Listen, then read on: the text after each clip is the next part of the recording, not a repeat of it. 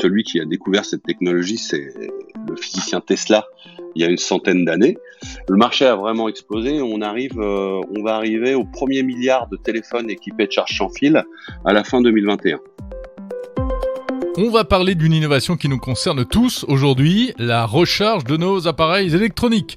Et plus particulièrement de la recharge sans fil, par induction. Un système qui se généralise, bientôt 1 milliard de smartphones à recharge sans fil, vous l'avez entendu. Alors comment ça marche, la recharge sans fil ? Est-ce que c'est aussi efficace que la recharge classique ? Et quel est le futur de cette technologie ? Je suis Jérôme Colombin, journaliste spécialiste des technologies. Bienvenue dans Monde Numérique du 14 août 2021.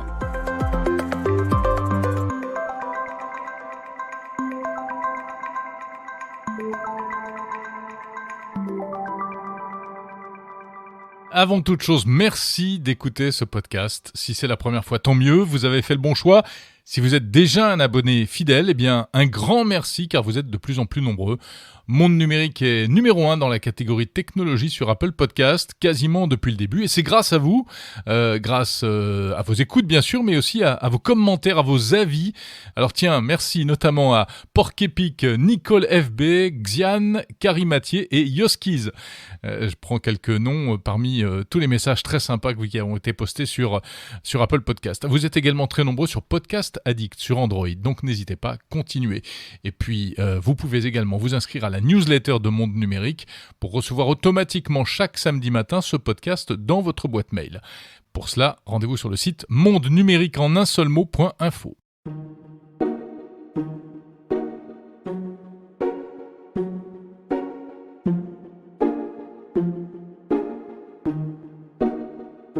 Pendant des années, pour recharger son téléphone mobile, il fallait le brancher physiquement à un chargeur sur le courant électrique.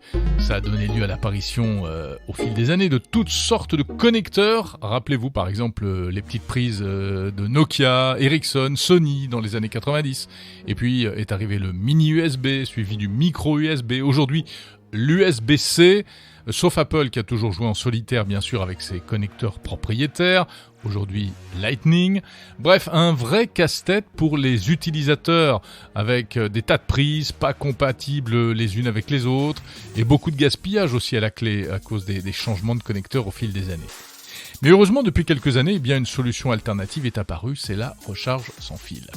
Enfin, on appelle ça sans fil, mais en réalité, c'est pas tout à fait sans fil, bien sûr, puisqu'il y a toujours un câble à brancher sur une prise de courant, mais on n'a plus besoin de connecter physiquement le téléphone. Il suffit de le poser sur un petit support spécial pour recharger la batterie. Une vraie petite révolution, un système très élégant en plus. Mais si vous avez un smartphone compatible et que vous utilisez la recharge sans fil, vous vous demandez peut-être comment ça marche ce truc-là. Alors pour le savoir, on va demander à un spécialiste. Il s'agit de Franck Gahenno. Il est cofondateur de Ipan, une société française qui fabrique des chargeurs sans fil intégrés dans des meubles, des tables, des canapés, etc., notamment pour les cafés ou les restaurants. Donc c'est du B2B, c'est une société très en avance dans ce domaine. Alors d'abord, avec notre invité, revenons aux fondamentaux. Comment ça marche la recharge sans fil ? Si vous avez gardé quelques souvenirs de vos cours de physique de première et terminale, vous devriez tout comprendre. C'est ce qu'on appelle aussi l'induction électromagnétique. Ça a été inventé par Nikola Tesla. Oui, le Tesla qui a inspiré Elon Musk pour sa marque de voiture. Et ça consiste à faire passer un courant électrique dans une bobine, c'est-à-dire du fil enroulé, pour créer un champ magnétique qui va générer un autre courant électrique dans une seconde bobine distante. Quoi, c'est pas clair ce que je viens de dire ? Bon, alors écoutez Franck Gahenno d'Ipan. La recharge par induction, aujourd'hui, on est sur un principe qui est assez classique avec deux bobines, une bobine émettrice et une bobine réceptrice, avec une distance entre les deux qui est peu importante, les de quelques millimètres à 1 centimètre. Et au travers de la génération d'un champ magnétique, on va pouvoir transférer de l'énergie d'une bobine à une autre sans contact. On est sur une technologie qui est assez classique, puisque celui qui a découvert cette technologie, c'est le physicien Tesla, il y a une centaine d'années. Et on connaît ce type de technologie historiquement dans, par exemple, les brosses à dents électriques. On cite souvent cet exemple qui existe depuis plusieurs dizaines d'années et on est sur cette technologie. L'enjeu et les difficultés, pour le marché des smartphones ou des laptops, ça a été, dans un premier temps de miniaturiser cette techno et de la rendre compatible avec les contraintes d'un smartphone, donc quelque chose de petit et avec malgré tout un rendement, assez fort. Et le 2e challenge, ça a été surtout de mettre tout le monde d'accord, sur la définition d'une norme. Ça a mis près de 10 ans, hein, pendant 10 ans, on a vécu Ah oui, ça a été effectivement, vraiment très long, hein.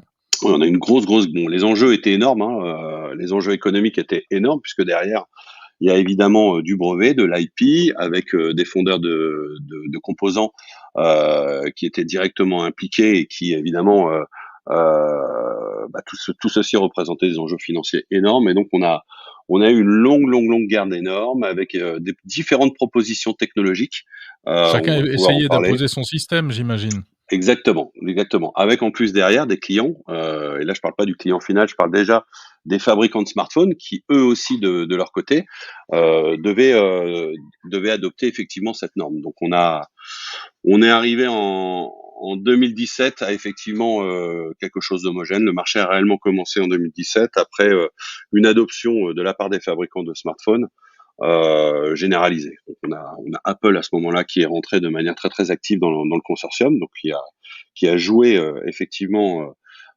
et qui promeut énormément cette norme et tous les Depuis autres acteurs historiques tels que Samsung, Sony, ou les Xiaomi, Huawei sont aussi dans le consortium depuis maintenant un certain nombre d'années. Pour information, le marché a vraiment explosé. On va arriver au premier milliard de téléphones équipés de charge sans fil à la fin 2021 au niveau mondial. Donc ça commence à représenter quand même, un nombre assez significatif, de téléphones équipés de cette technologie. oui, c'était en 2017 avec l'iPhone 8, hein, je crois, c'est ça? Ouais, exactement. Alors tout le monde finalement a enfin réussi à se mettre d'accord sur une norme qui est la fameuse norme Qi. Alors ça s'écrit QI, mais ça Ouais, se prononce Qi, c'est ça? c'est ça. Heu, Aujourd'hui, il y a plus que ça. Aujourd'hui, il y a, en tout cas, dans ce qui est vendu sur le marché, 100% des téléphones équipés de charge sans fil, sont à la norme Qi, déjà. Ça, c'est la première chose. Ensuite, il y a des propositions technologiques, qui ont pu être faites et qui sont faites, encore à l'heure actuelle. On parle, donc la technologie Qi, comme je l'ai expliqué, on est sans fil, mais on est très proche entre, l'antenne émettrice qui est intégrée, dans le chargeur, et le téléphone mobile. On parle de Mmh. de de 7 à 10 millimètres, au niveau distance. Donc en gros, voilà, on pose sur la surface, on est sans contact, mais on n'est pas très éloigné. Alors c'est sans fil, mais c'est pas tout à fait sans contact, parce que, c'est quand même quand c'est collé au truc que ça marche le mieux, non? C'est ça, c'est quand c'est posé dessus, exactement. Ouais. Mmh. Collé, enfin posé ou collé, puisque Posé, oui. effectivement certains ont intégré comme Apple aussi des aimants permettant d'aligner encore plus, les 2 bobines. Et si on prend les derniers iPhones, il y a un concept d'aimant, au dos du téléphone qui va permettre, d'optimiser en plus le placement. Donc oui, effectivement, on n'est pas sur une technologie, de recharge sans fil dans l'air comme on peut le voir. On voit aujourd'hui des annonces qui ont été faites et tous les 2 ans, il y a effectivement un acteur qui fait la démonstration, où on aurait tendance à nous faire croire que, il sera possible, demain de recharger son téléphone Mmh. mobile, dans une pièce, en se déplaçant, en gardant le téléphone dans la poche. Alors attendez, ça on en parlera tout à l'heure en fait. Avant cela, est-ce que vous pouvez nous dire un peu à quoi est dû le succès, de la norme Qi et de ce fameux consortium? Le consortium, doit son succès d'abord le 1er, il y a pas de centre d'intérêt dans le consortium. C'est vraiment un regroupement d'acteurs, les fabricants de téléphones, les constructeurs automobiles, les fabricants de chipsets. Donc on est sur un acteur qui est neutre, qui n'a pas d'enjeu direct économique. Ça n'a pas toujours été le cas pour certains concurrents, qui essaient d'imposer leurs propres normes. Ensuite, la deuxième raison du succès, elle est technique, c'est que le consortium amène 2 garanties. La première, c'est qu'au niveau de la technologie, quelle que soit l'évolution dans le temps de cette, norme, puisque évidemment on en parlera peut-être après, mais la puissance de charge sans fil va augmenter, dans les années à venir. Mais malgré tout, il y a un engagement au niveau de la norme, c'est de veiller à ce qu'on ait en permanence une rétrocompatibilité. Ça signifie qu'un chargeur sans fil certifié Qi qui a été déployé ou qui a été vendu à un client il y a 3 ans doit être compatible avec les chargeurs sans fil ou les téléphones sans fil plutôt qui seront achetés dans quelques années. Ça, c'est le premier élément Ah oui, c'est important. c'est quelque chose d'important. Alors, dans des métiers comme ceux d'Ipanipan où on déploie en plus dans les lieux publics ce type de solution, c'est essentiel. On peut pas, sinon on prend le risque à un moment à la sortie de nouveaux téléphones de se retrouver avec des lieux équipés de chargeurs non compatibles. Donc ça, c'est inenvisageable. Mais pour le particulier aussi, quand il achète son chargeur, c'est quelque chose d'important. Le deuxième élément qui a fait son succès, c'est le rendement au niveau de la norme. Tous les produits certifiés Qi, et c'est pas le cas de tous les téléphones, enfin tous les chargeurs sur le marché. Tous les chargeurs sans fil qui ont la norme Qi ont passé des tests en laboratoire qui garantissent effectivement un niveau de rendement correct. Donc on parle pour être certifié, en gros, on va être très proche on va être très proche d'une déperdition qui va être inférieure à 10% sur la totalité de la charge délivrée, de l'énergie délivrée. Donc vous dites qu'un chargeur sans fil est presque aussi efficace qu'un chargeur filaire. En termes de déperdition, on va parler d'un max qui va être aux alentours de 10%. En termes de temps de charge, tout est relatif. Aujourd'hui, vous avez avec un chargeur filaire aussi des différences. Vous avez des chargeurs qui sont en charge rapide, d'autres non, et certains chargeurs qu'on peut acheter aussi dans le commerce qui sont extrêmement rapides. Le principe est le même pour la charge sans fil. On va avoir des chargeurs qui vont charger en vitesse standard à 5 watts, ce qui est très peu. D'autres qui vont aller jusqu'à 15 watts en vitesse rapide. On parle aussi, certains fabricants de téléphones ont sorti leur propre chargeur sans fil et vont à des vitesses de charge très importantes. Certains annoncent des 80 watts en charge sans fil. Et donc on voit des capacités qui sont quasiment équivalentes à celle du filaire, avec toujours une petite déperdition, mais l'objectif effectivement au travers de la norme, c'est de garantir une déperdition vraiment minimum. Aujourd'hui, au niveau de la norme Qi, la norme va de 5 à 15 watts. La norme, elle a pour vocation, encore une fois, à rendre un chargeur mobile compatible avec tous les téléphones. Donc effectivement, oui, on est limité à un certain nombre de watts et on va jusqu'à 15 watts, ce qui est déjà très honorable hein, quand on est à 15 watts, ou même à 10 watts, on est sur des vitesses de charge assez importantes. On voit dans les annonces de presse effectivement des chargeurs sans fil, je le disais, qui vont au-delà, à 40 watts, 50 watts, on a vu du 80 watts aussi. Là, on est sur un chargeur sans fil qui a été développé spécifiquement pour un téléphone. Donc il sera rendu compatible avec un seul appareil et en gros le fabricant de téléphone, puisque c'est en règle générale lui qui vend ce type d'appareil, aura pensé à une solution spécifiquement dédiée à son appareil. La norme Dans va ce cas-là, évoluer. ça veut dire qu'il s'écarte un peu de la norme alors. Il va au-delà. Non? Il va Il va au-delà de la au-delà. norme. Il se rend compatible avec tous les téléphones jusqu'à 15 watts et il va proposer quelque chose au-delà, mais spécifiquement pour son smartphone. Mmh. Ça signifie qu'il va ajouter un protocole de charge où effectivement il ajoute des règles supplémentaires lui permettant de charger plus fort sans théoriquement endommager la batterie. Et c'est qui? Voilà. Il y a Xiaomi, Huawei qui ont fait la démonstration de ce type de solution à aujourd'hui. Samsung, je ne sais plus. Je sais que Xiaomi et Huawei ont fait la démonstration et vendent ce type de solution à aujourd'hui. D'accord. Alors, au niveau de la norme va évoluer, évidemment, toujours basée sur cette technologie, en restant sur de l'induction. Le consortium fera évoluer la norme et on envisage de pouvoir aller entre 30 et 60 watts, mais là dans un cadre global pour tous les fabricants. Alors évidemment, il faut s'aligner pour ça. Il y a des nouvelles caractéristiques qui vont être intégrées dans la norme supplémentaires pour pouvoir aller au-delà des 15 watts. Notamment, Apple a fait le forcing pour intégrer un identifiant dans les téléphones mobiles pour qu'il y ait une reconnaissance entre la station de charge et le téléphone mobile pour autoriser à partir de là, pour que le téléphone dise: «OK, je t'ai reconnu, je sais que tu as la certification, donc tu es capable de me donner un identifiant, et à partir du moment où je reçois l'identifiant, bon, bah, à ce moment-là, mon téléphone va pouvoir charger, je vais l'autoriser à charger plus vite». Si le chargeur n'est pas certifié, le téléphone restera dans des vitesses de charge allant de 5 à 15 watts. C'est Apple qui pousse ça, mais ça veut pas dire que ça ne concernera que les smartphones Apple. Non, non, on sera sur une norme globale et là, on reproche souvent à Apple, de faire des systèmes propriétaires. Là, au contraire, ce qu'on vit aujourd'hui, c'est un Apple qui promeut, l'évolution de la norme, mais qui évidemment, essaye d'emmener, tout le monde, dans quelque chose de contrôlé et ça paraît assez logique d'imaginer dans une solution universelle, un chargeur qui n'est pas standard au téléphone, d'imaginer effectivement, de contrôler, préalablement, que ce chargeur sur lequel j'ai posé mon téléphone est bien certifié Qi et a passé tous les tests pour pouvoir autoriser à partir de là une charge beaucoup plus rapide. Parce que ce qu'il faut comprendre, c'est qu'à partir du moment où on charge plus rapidement un téléphone, où on sollicite le téléphone dans ces conditions-là, évidemment, on sollicite la batterie.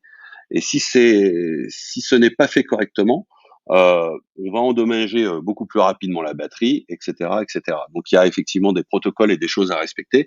Et pour ça, et c'est dans ce sens effectivement qu'il y a tout intérêt à acheter quand même et faire l'acquisition de chargeurs qui ont réellement obtenu la certification de Qi.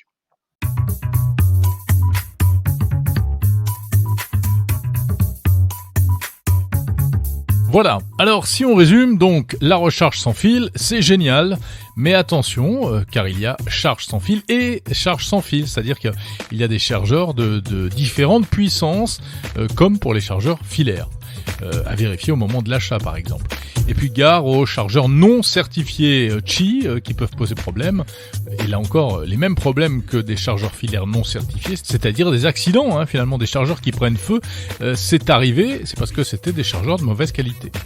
Un chargeur sans fil, ça coûte entre 15 et 50 euros aujourd'hui environ, quelle que soit la marque. Et donc, grâce à cette norme Qi, eh bien, il peut recharger votre smartphone, quelle que soit sa marque, la marque du smartphone. Alors, autre aspect de la recharge sans fil, on a parlé de déperdition, 10% d'efficacité en moins, ce qui veut dire que ça fait plus d'électricité consommée. Donc finalement, on peut se poser la question, quel est l'impact de la recharge sans fil sur l'environnement ? Et puis tiens, aussi sur la santé, parce que, enfin, s'il y a un impact, puisque finalement, on est sur de la transmission d'énergie à travers des champs magnétiques. Réponse de Franck Gaeno de la société Ipan.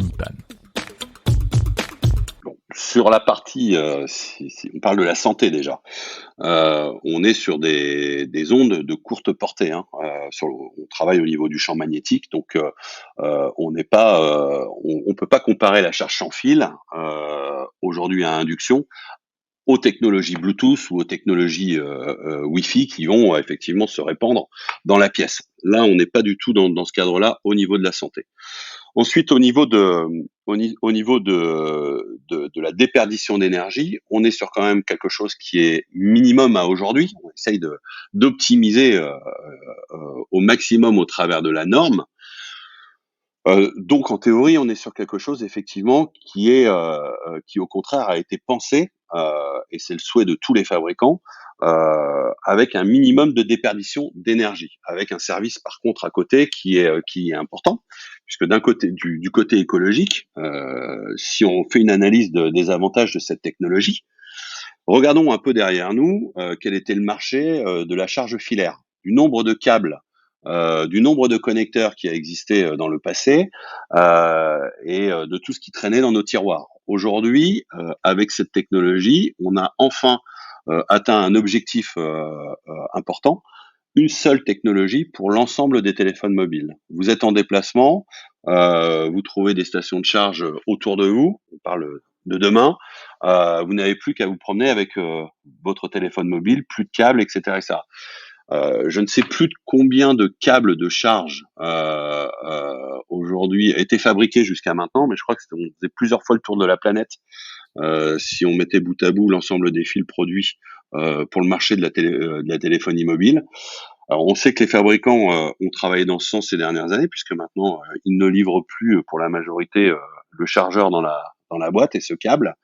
Euh, et la charge sans fil dans ce sens est quand même une réponse, puisqu'effectivement, à partir du moment où on a une compatibilité avec l'ensemble des appareils, l'ensemble des points de charge se rendent compatibles pour tout le parc. Bon, Franck Gaeno, le futur de la recharge sans fil, c'est quoi? C'est, comme on a pu voir au CES de Las Vegas, de la recharge à distance. Il suffira de mettre un émetteur dans une pièce pour recharger tous les appareils électroniques présents dans la pièce. C'est envisageable, ça? C'est réaliste? Non. Objectivement, non. Alors je vais aller à contresens de beaucoup d'articles. Euh, mais pour recharger un téléphone mobile de la part du consommateur, on aura toujours une attente. Il faut pouvoir charger son téléphone dans des délais acceptables. Aujourd'hui, ce sont les lois de la physique. Même si effectivement certains essayent de trouver des solutions, euh, il est très très très très difficile d'atteindre un rendement correct à partir du moment où on éloigne l'émetteur du récepteur. Donc imaginez aujourd'hui des solutions comme on le voit effectivement au CES, où au travers d'un seul émetteur, on va couvrir une pièce et pouvoir charger tous les téléphones mobiles. Ce n'est pas le cas. Et d'ailleurs, si on regarde toutes les annonces qui ont été faites ces 5 dernières années, on voit que toutes les sociétés qui ont travaillé autour de ça, aujourd'hui, proposent effectivement de la charge sans fil à longue distance, mais pas pour le marché de la téléphonie ou du laptop. Ces gens-là développent ce type de solution pour, par exemple, le marché de l'alarme, où aujourd'hui, pour tous les capteurs qui sont mis dans les coins des pièces, les détecteurs de mouvement, les caméras, etc., où habituellement ces capteurs sont alimentés par une pile qui a une durée de vie de plusieurs années. Bon là, le principe, c'est effectivement de laisser une pile dans ces capteurs, mais de la recharger à distance, mais très très très très doucement. Euh, Imaginez qu'on pourra demain recharger un smartphone dans des conditions correctes ou plusieurs smartphones dans une même pièce. Euh, Ce n'est pas possible, même en utilisant des technologies comme effectivement du rayon X, viser l'appareil, etc., etc. On a une déperdition d'énergie trop importante pour effectivement arriver à quelque chose d'acceptable.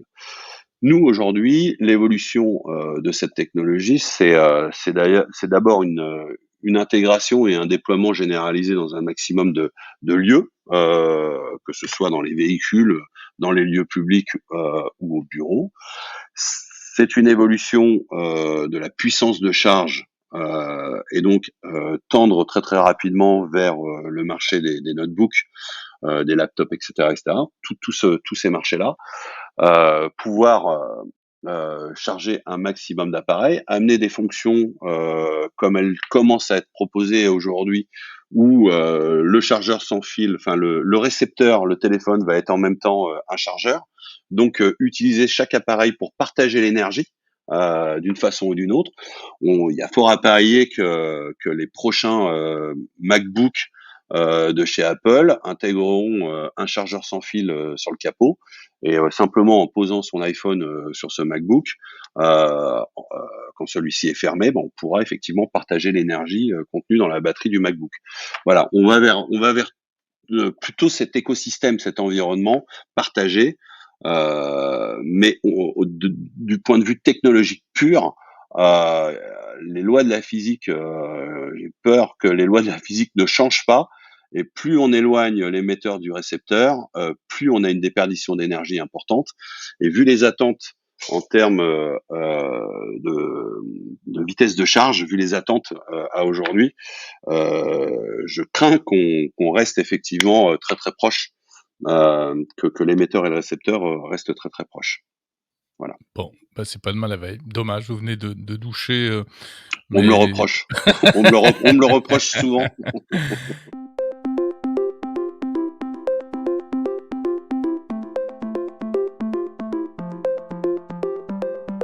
Voilà, donc petite déception, hein. Apparemment, les appareils qui se rechargent tout seuls dans la pièce grâce à de la recharge sans fil pervasive, on va dire, ça n'existera jamais. Ou en tout cas, pas avant très longtemps, visiblement. Cela dit, il nous a donné un scoop là quand même, Franck Gaeno, des chargeurs sans fil intégrés au prochain MacBook. On va voir s'il a raison, puisque c'est dans quelques semaines maintenant, probablement qu'Apple va dévoiler ses nouveaux MacBook Pro, 14 pouces, 16 pouces, etc. On verra s'il avait vu juste. Si ça se confirme, vous pourrez dire que vous l'avez entendu dans Monde Numérique. Alors cela dit, le futur de la recharge par induction, c'est peut-être aussi pour les voitures, on le sait, on parle beaucoup de recharge par induction dynamique, avec des chargeurs enfouis sur les routes, sous les routes plus exactement, et en roulant on pourra recharger sa voiture ou son camion. Il y a déjà des expériences qui sont menées et ça fait véritablement rêver.